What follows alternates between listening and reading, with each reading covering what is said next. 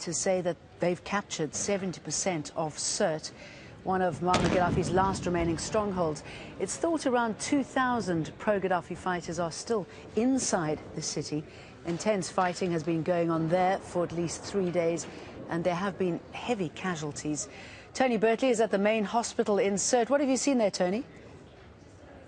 Well, you're right, Jane. This is basically an example of the human cost of this battle that's been going on. Behind me, the Ibn Sina Hospital, very close to the battle zone, which is about 2 kilometres from here. We're hearing all kinds of firing going on from rockets and tank fire and heavy machine guns, very, very close to here, and the odd stray bullet is coming over. But inside the hospital, the corridors are lined with wounded. As far as you walk, as far as you can see the wounded lying there.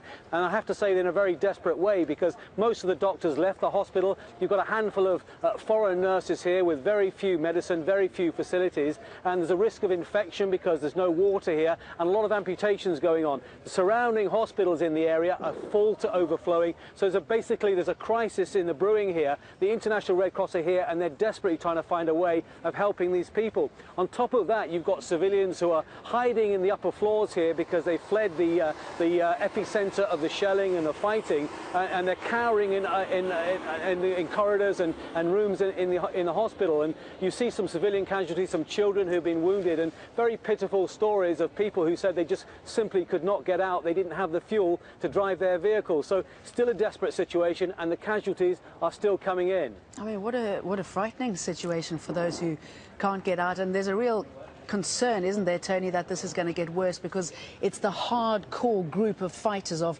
pro-Gaddafi fighters, who remain now inside the city. Absolutely, they've got nowhere to run to. Basically, everything exit is being cut off from them, including the sea.